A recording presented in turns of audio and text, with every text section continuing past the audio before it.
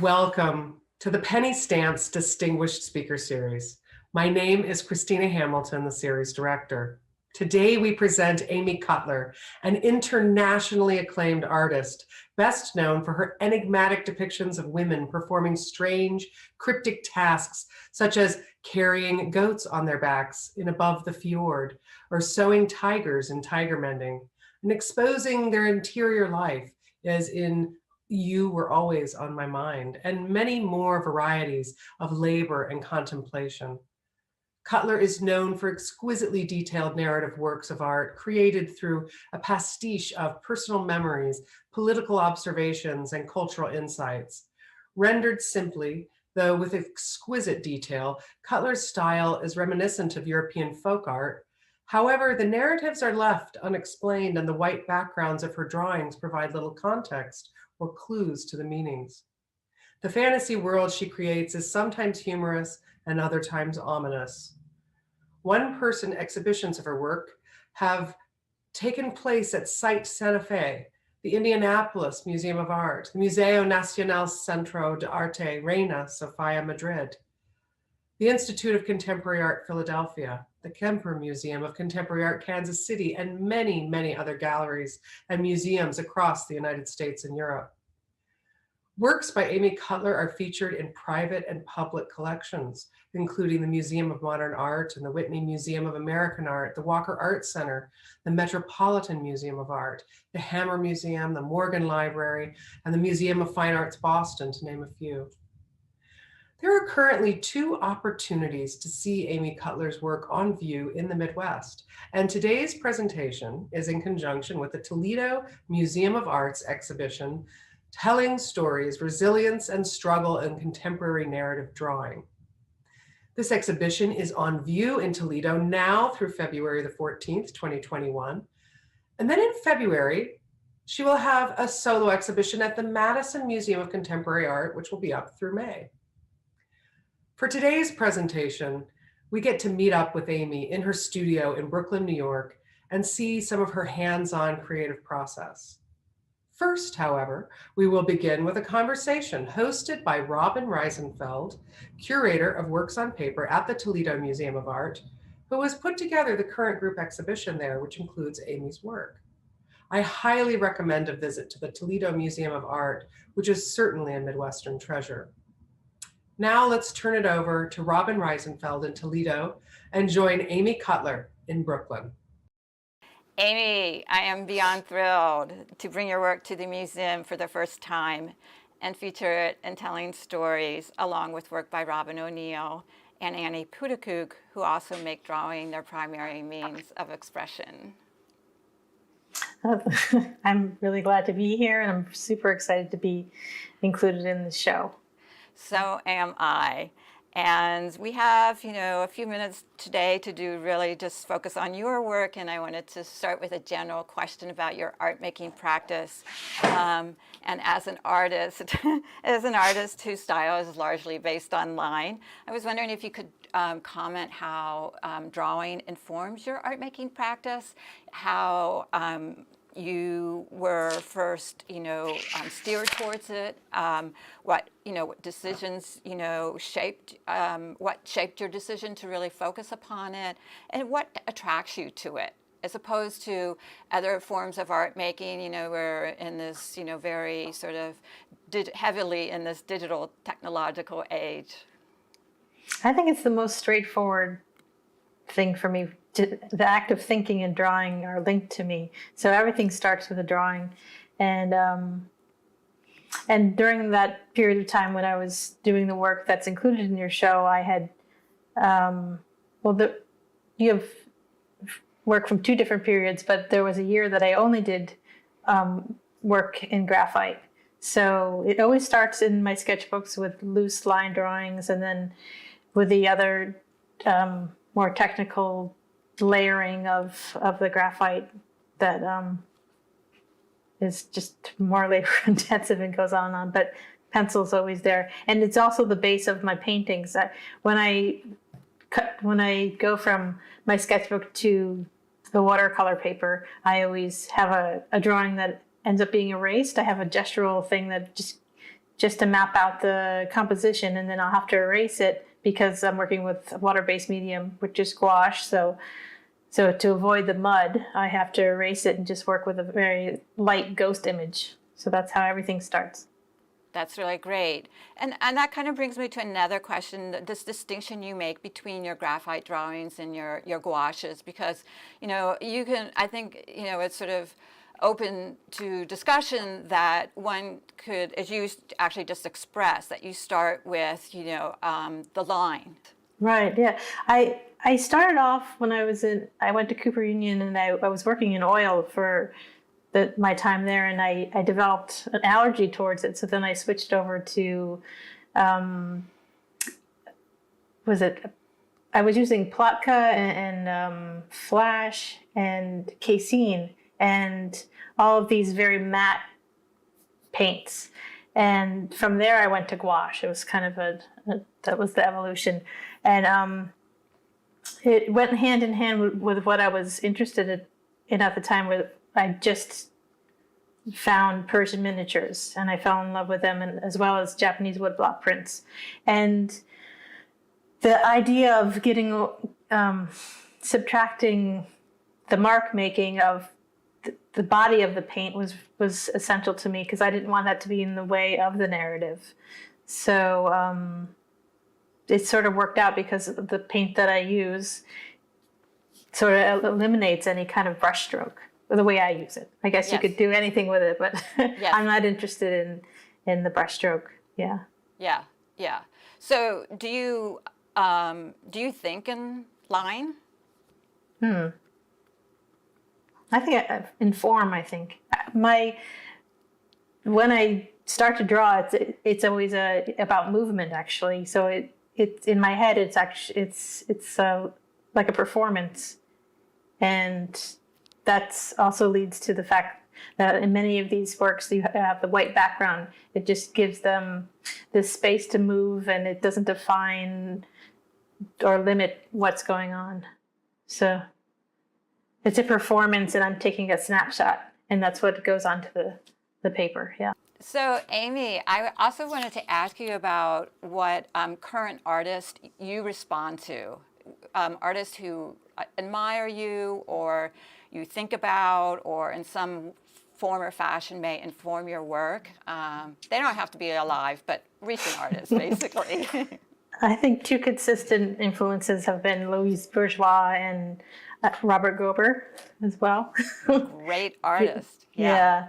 I think I respond to the physicality, and it's just so immediate and emotional and bizarre at the same time. You know, that's something that matters to. I mean, I don't go for bizarre, but the twist, psychological edge is something that is also in my work that's important to the layers of meaning. So absolutely, I definitely see that. Yeah, sort of both of them have this sort of make a reference to sort of surrealist art, and you know, bringing together these objects that typically you would never, you know, you would never put together or see them related together. So, which is something that I see in your work as well.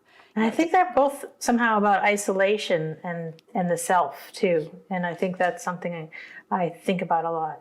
Yeah, I mean, the idea of using sort of physical objects as a kind of a portrayal of an inner state of mind. They both do that. I wanted to also, you know, spend some time a little bit about the work that is being featured in the exhibition. We've, you know, we're really lucky to get your large-scale, very detailed drawing, graphite drawing, fossa, that in a lot of ways anchors the other works, several of the other works that are being displayed, which include Siloing, which was a work you also created at a similar time as Fossa. But I was wondering if you could talk more about Fossa, how that came about. I understand that it was part of a larger multimedia collaborative project, which you know, I didn't see the exhibition itself or the installation, but the photographs, the documentary photographs, that looked really amazing. And how you understand your role of the graphite drawing within that larger project. Oh, the role, well, I should describe it. The project was initiated by Site Santa Fe, and I did an installation. It was my first collaborative piece, and I worked with Emily Wells, who's she's a magician, she's a musician, and then Adriana Papaleo, who is a hairstylist, and together we created this. It was sort of like a three-dimensional drawing in a way, which became the installation, but it had many elements. There was 900 feet of hair, and there was, Emily created 2 compositions, and there was also an ambient sound piece. It was super complicated to describe, but Fossa for me was about how do I communicate, or if I'm creating a new piece, and I all of a sudden have 2 other people that I have to connect with, Fossa became the key drawing or a map of where the installation took place. So I created, Fossa is sort of a map of where the installation, because in the installation you're sitting across from someone and you have headphones on and you're basically like a telephone operator, and so there's one small part of that drawing where you could see 2 women at the switchboard. And that was also heavily influenced by the Kinsey photographers, who, they're from the Southwest. They went all along the coast and followed the logging community, and how that all came in. The photographs were just so inspirational because, in essence, my installation and the drawing is all about hair. So it's all about being self-sufficient and self-reliant and producing hair, and they're using the hair as a conduit of sound. So that's a huge element, because the hair it started from this station in the middle, which was the switchboard, and went into the walls to say that it continues on like a network.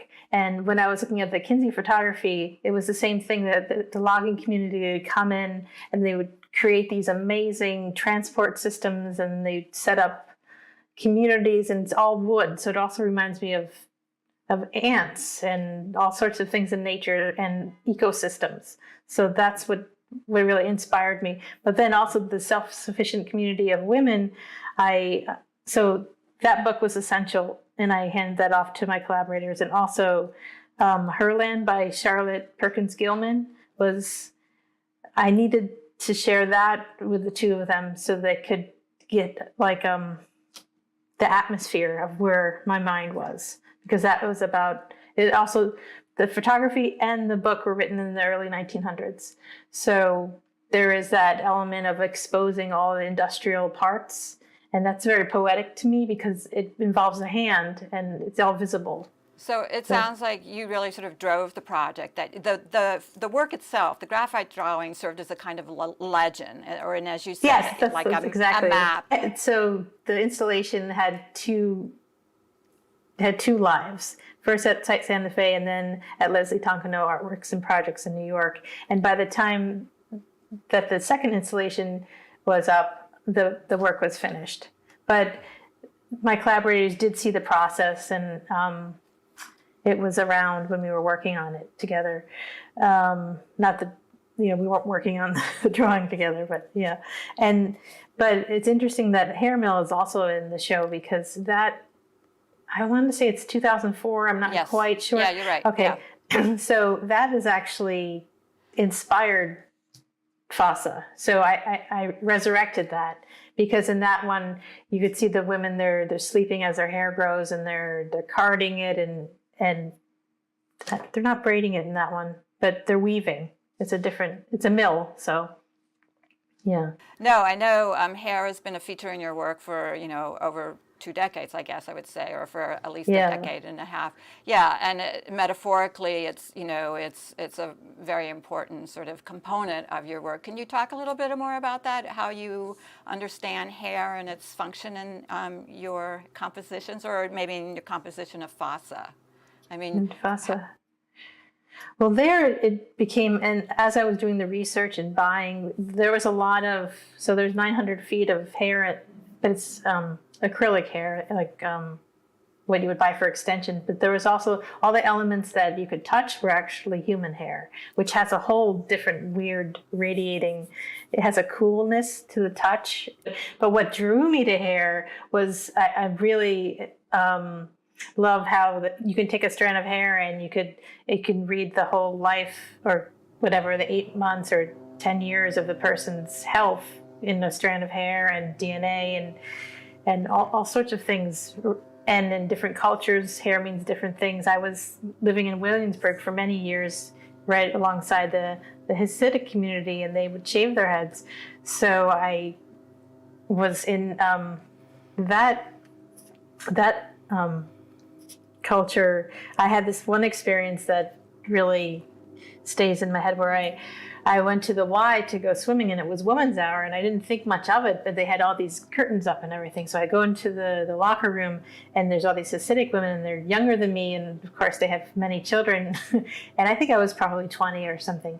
And then they took off their wigs, mostly like dark brown bobs, and they had pop-up wig stands. So then all of a sudden there was all these wigs, and they had their suits on, and then they put like cotton dusters or muumuus over their swimsuits. So that was quite an experience. Just that, and the whole idea of how beautiful the wigs are too, how it's a thing of vanity and sexuality, and so the changes. And then also when I was doing research for FASA and where I would source the hair, when I was looking at human hair, there's so much involved in the politics of that and documentaries to watch, and it was fascinating how some cultures, they would donate their hair to certain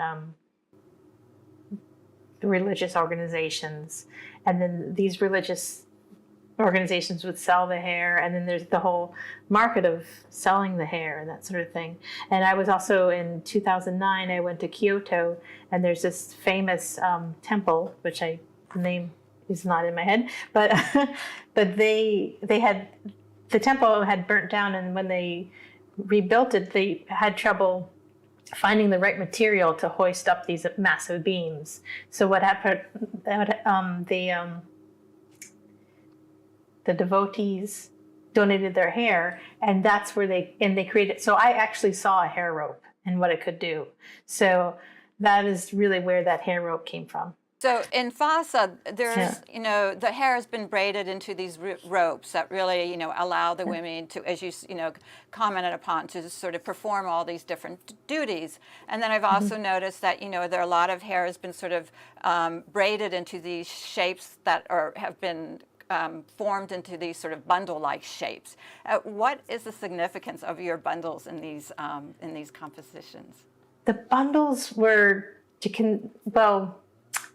I use that sort of concealed bundle in a lot of my drawings, and it's in FASA in particular. We decided that the meaning of it was a burden. I don't think that for me in all my drawings it definitely doesn't mean a burden, but it kind of stems from that little hobo sack. I have from my childhood I had this tiny Snoopy ring, and he had a little stick with a little red satchel on it. Like a little, maybe it was a handkerchief or something, and just moving on and taking what you take with you, the essentials, and that could be memories, that could be physical things. Got it. It could be anything. But what about hiding secrets? Yeah, definitely. And that was essential to the compositions because Emily was, she made this very layered, you were able to pan in and out of the conversation. She was having a conversation with her father and certain things were revealed. And so that was definitely a part of it. Yeah. Secrets, and also the idea of textiles run throughout all of my work, and that was a way to bring color and pattern, really. So it's a vehicle for that, and then I also, with the costumes and different things that I'm interested in, that's how in different cultures it travels on the backs of people or on what they wear. So you can think of what's inside these bundles could be more things that cross borders and Right, that they Yeah. carry with them. Yeah, Yeah. that totally makes sense. Absolutely. So, also, I was, wondering about. You said that you worked on this vasa for a long time. Where do you start? I mean, it's such a sort of intricate and detailed composition. How do you start? Maybe is the better question. Do you map it all out at once, or do you kind of slowly build upon it, sort of more? Or does it sort of expand organically, or a combination of both? I mean, it's definitely both. I don't have a blueprint. I do the loose sketches and I get the composition down and then I just work into it.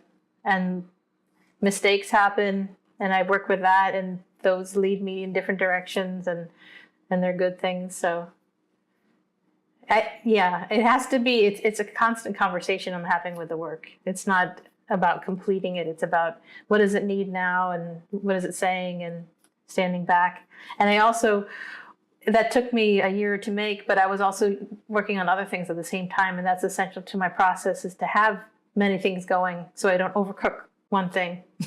So many longtime observers have noted the idea of struggle as a through line in your work. And I wonder if you would talk a little bit more about that and how you think that notion has evolved for you. It's true. It's a theme.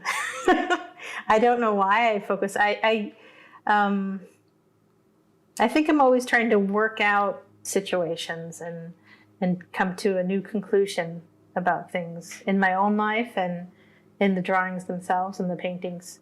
I think I need to have a problem to solve it. And I think the expressions on the women's face, I always get comments, why do they look so sad? Why are they this or that? Because I think when someone's deep in thought, they don't have a gleeful look on their face. So I'm representing that time where you're very inward. So, and the strife, I don't know if I see it that way when I'm putting them together.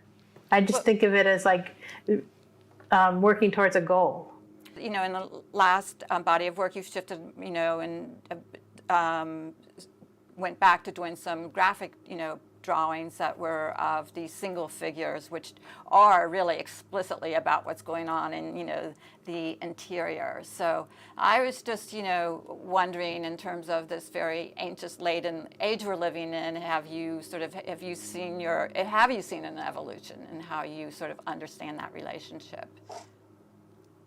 I had this conversation recently with a group of students on one of these Zoom calls, and it was with Diana Cooper, and she was the professor, and she was saying, I noticed that there's always something missing. Like I'm always trying to resolve what's not there, and also I'm always making reference to what's outside, be it sound or trying to connect to something, So that was a really interesting evolution for me. So when you create your imaginary stories, narratives, you sort of have an idea of what you want to sort of unpack, Yeah, describe. I mean, they're not necessarily imaginary. They're very personal, like visceral feelings that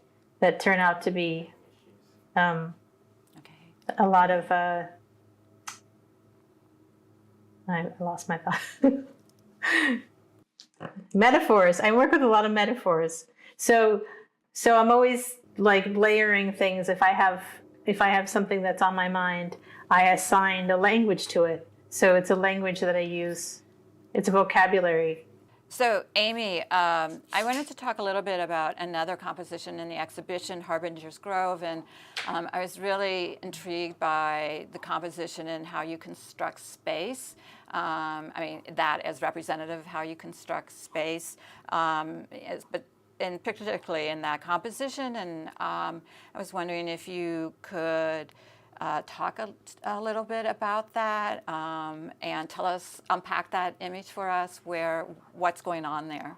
Okay. So in that image, I was thinking a lot about how in Chinese painting, they have this layering, stacking of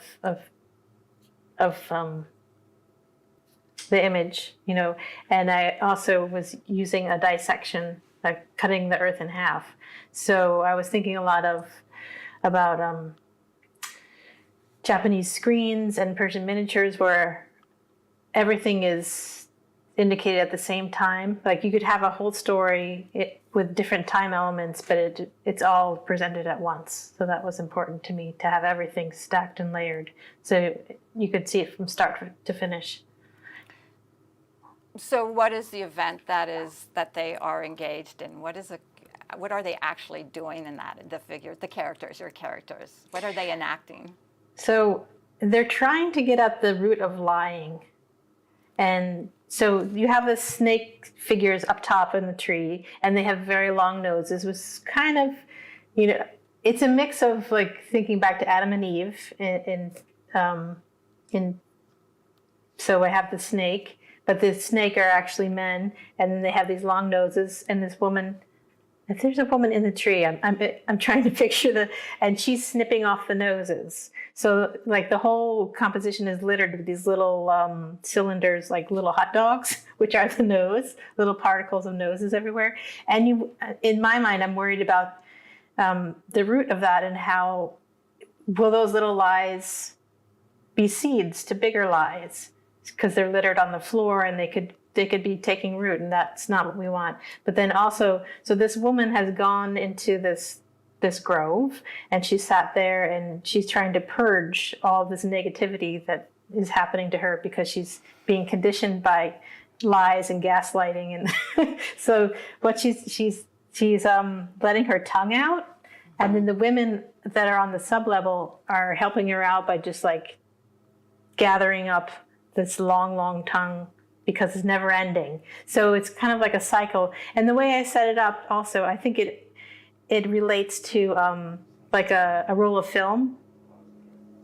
So they're different cells, if you could imagine like a movie strip. So I see that like it's a cyclical thing that where does it end?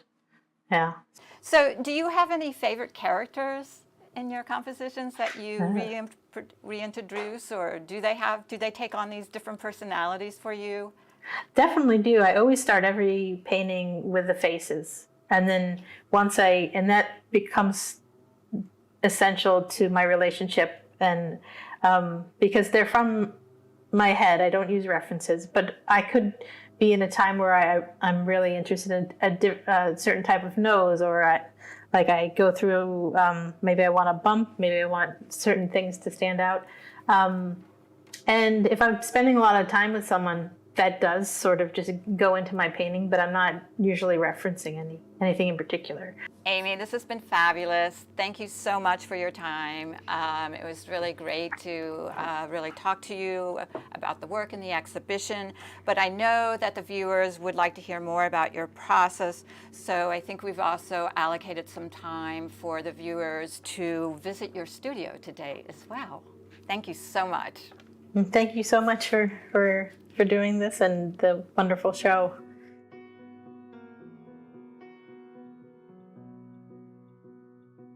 Welcome to my studio. I'm going to show you around. All of my paintings and drawings start in my sketchbooks.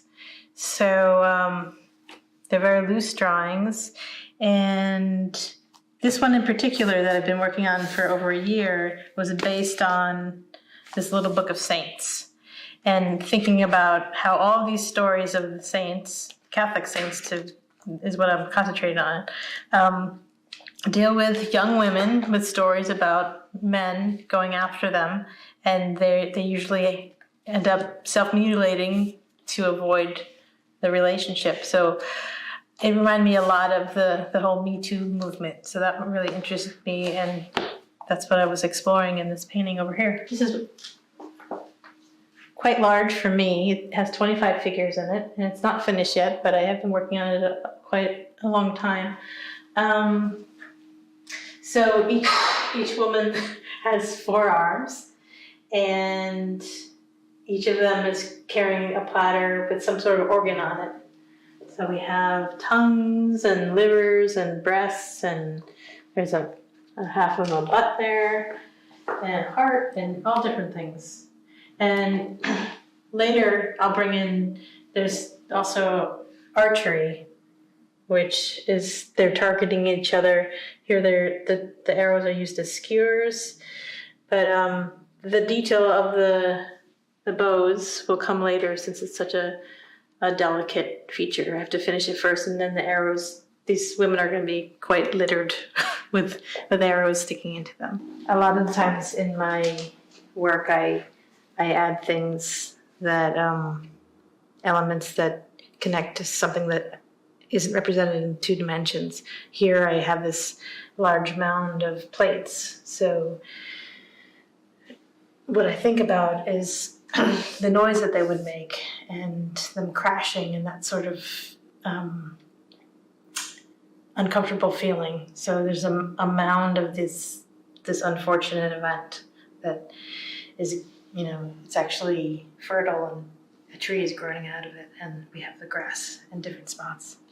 So, and it's a collection of this event that keeps on happening.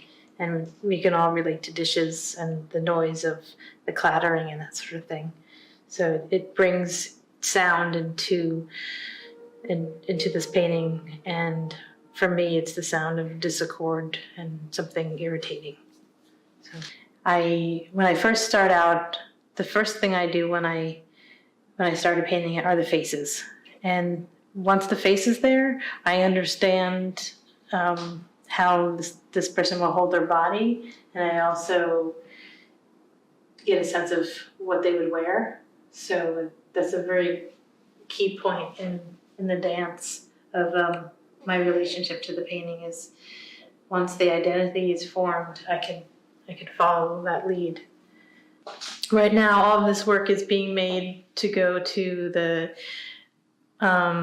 Madison Museum of Contemporary Art. I have a show there that opens on February 20th. So the idea behind the show was to work with my inspirations, and or the curator, Leah Kolb, actually invited me out to Madison, and I looked at the collection online of the Chasing Museum, and I selected quite a number of Persian miniatures and Japanese woodblock prints. So when I went for a site visit, I had this amazing room filled with all of the work that I had selected. So I studied it, I took pictures, and then I came back to the studio. I made some colored photocopies and just lived with them for a while. And at that point, I started to react to different parts of them. So this one in particular ended up being one of my favorite prints. And this moment in the print is what I concentrated on. So I'm really interested in what's going on outside of the frame. So here she's pulling. So I did this twice. So I have that here. So this would be a continuation in my world of what would be on the other side. And my usual things come into it. So, and again, it's repeated here. And I was just exploring, continuing on with my own narratives, but I was injecting things that are from the museum that really caught my attention. So later on, I put this bridge, and it came from this Japanese woodblock print, and the names I don't know right now, but that architectural element, kind of unusual for me. I put it in here, and then again I have these mountains. One way that I work a lot is in layers. So if I'm not sure of what my next move is, because I don't want to make mistakes on the good paper, I work a lot with trace. So I'll go into something and I'll decide, like, For instance, this mountain never appeared in the final version. And this woman, she's drinking a bottle of something that didn't make it in. But this is where I also have arrows in here. So I play a lot and see where I want the image to go. And then at that point, I slip a piece of, it's called cerul paper, which is graphite. And it just helps me transfer the image. And it's a very light image, but it's enough to tell me where I'm going. So that's how that happens, because these are very slow, and they're made with very small brushes. And all of these paintings are gouache on paper. I use hot press paper because I like the smooth texture, so I don't have to deal with any kind of interruption of the line, because I want the details to be very crisp. And I use very small brushes, so any kind of texture would interfere with that. And as I'm making these decisions, I will sometimes do smaller versions. So I wasn't sure. I was really in love with the colors that were found in this painting, and I wasn't sure if I was ready to I had all the figures down, and the landscape or the horizon came in last. So I have to do small versions of things.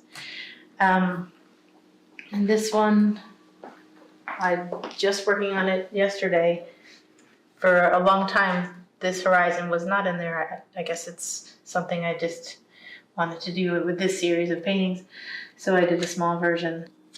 I wanted to get a sense. This was for the one with the turtles. So I did a practice one. I'll do it small, and sometimes I'll expand on the idea by just playing around. You know, this doesn't relate to that, but I was in the turtle mood, so that's where it went. And so this in particular, I'll show you from the museum. I based it on this image. This is a procession of, it's a festival of lanterns. So all of these are paper lanterns, but for me, that doesn't register, it means nothing in my world. So I took it here and I made them into turtles. So I'm borrowing the composition, but I am adding my own twist to it. So here you can see there's turtles. For me, I've used them a bunch in the past. They always represent slowness of time and time past and collecting, I think. So here we have some turtles that are actually numbered, and that's something they do when to tag a turtle, or it could represent a race, or in my case, I usually have these numbers that are all numbers that are below my age. So I think of them as markers in time.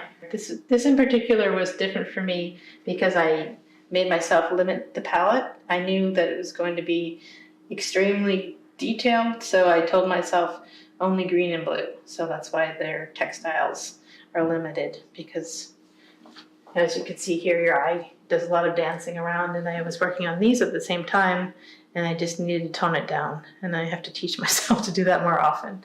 And when I was trying to decide, this wasn't the first idea that came to my mind, was to use turtles. At first I thought there would be some ideas where those lanterns would somehow turn into a costume of some sort. So I did that first. And even though I spent a lot of time on this was a lot of figuring out. And I decided that that's something I didn't want to use.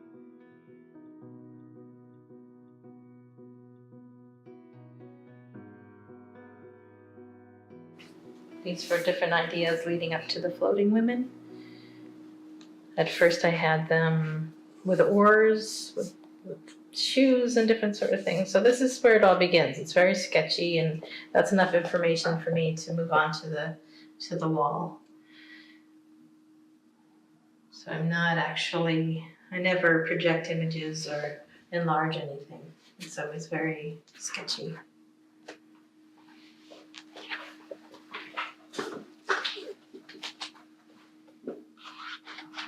This is an image from Harbinger's Grove, a piece as, oh, this is the wrong orientation.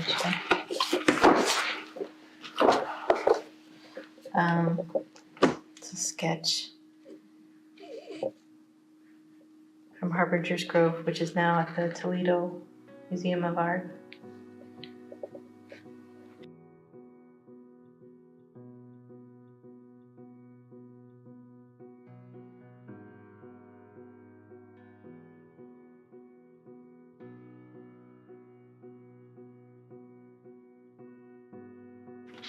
And the sketchbook is really important to me. It's something that I'm always continually adding to, and I don't usually use everything that I draw, of course, but it's a resource for me, kind of like my reservoir, and I always go back to it.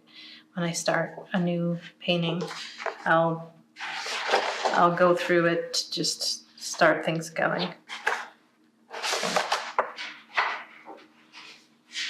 Here's some. This is kind of maybe interesting. Where when I'm playing around with an idea. So this is where this is the original sketch, which I took this sketch and started the painting with the turtles in it. So this is where it starts, and nothing more than that. And then, so that was the composition and the idea that the turtles were going to be part of it. And then I went straight to the larger painting. But at the same time, I'm always, let's see, I was thinking about turtles and looking at the shell and the stance of a turtle. And, let's see. So these things didn't happen, but I'm just playing around. What would a turtle person look like? And I have a very old painting called Row, where I was thinking about Darwinism and the survival of the fittest, where these women would grow oars on their to replace their hands so that they would be better in the water.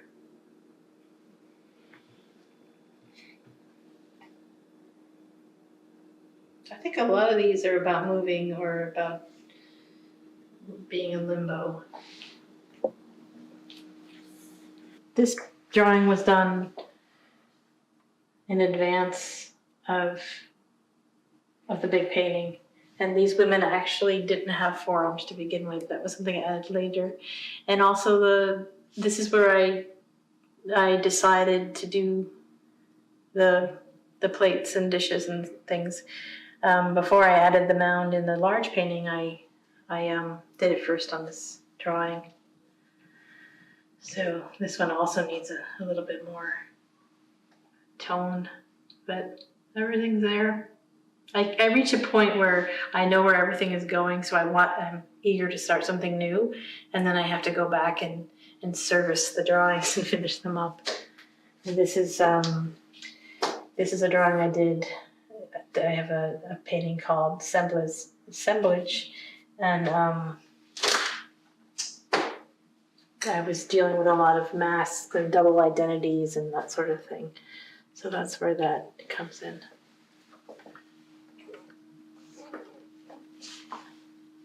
These are drawings that came before the large work on the wall.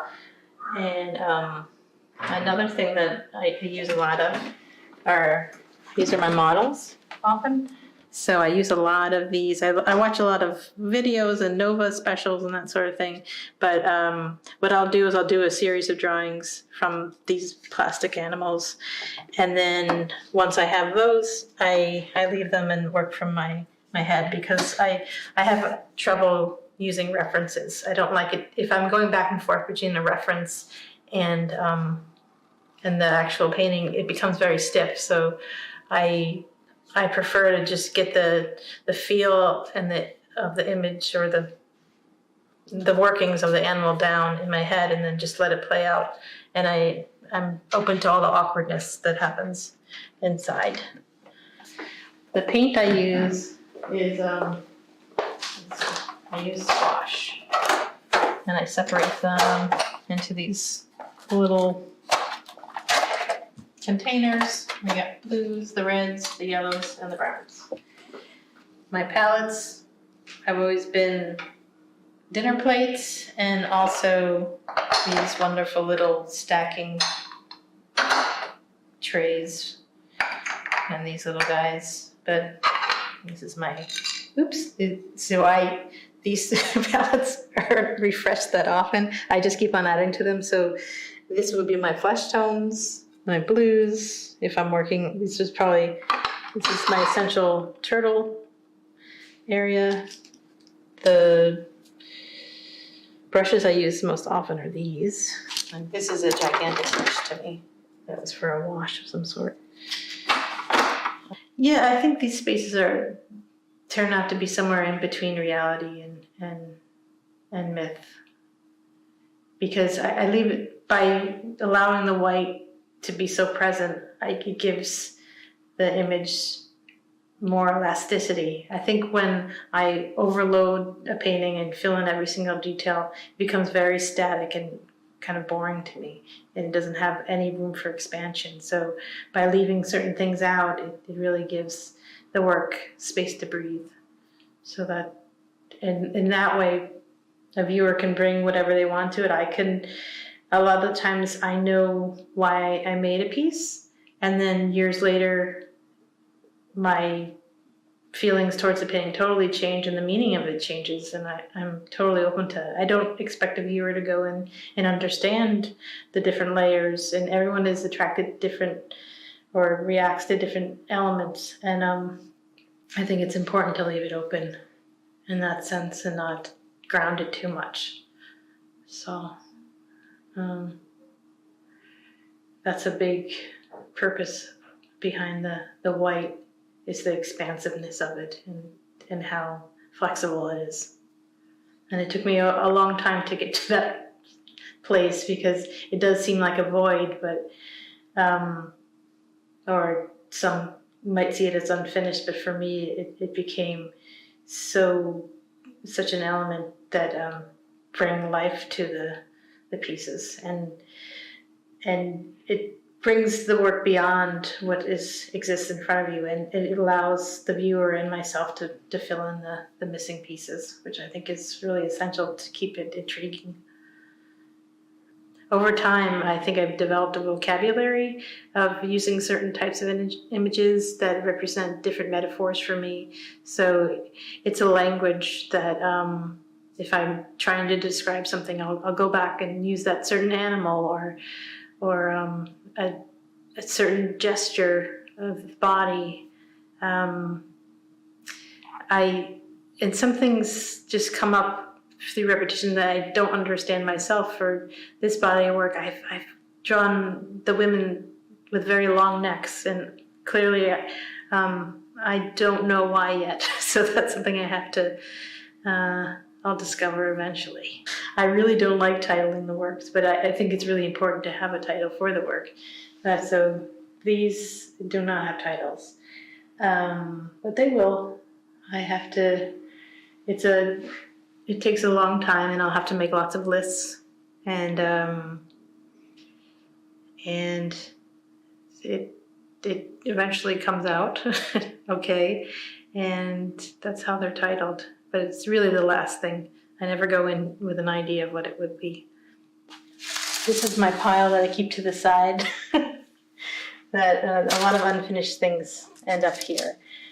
So at the same time I was doing Seeking Advice, where I had the woman's face coming out of the end of the horse, I started this painting, but it never went anywhere. And one day it will, so I'm working on it. I'm sure these figures in the back will be erased. At one point I thought that was a good idea.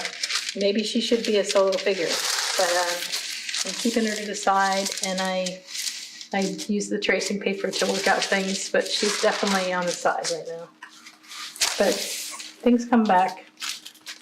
And I hold on to these tracing papers because they're sometimes drawings that could happen in the future.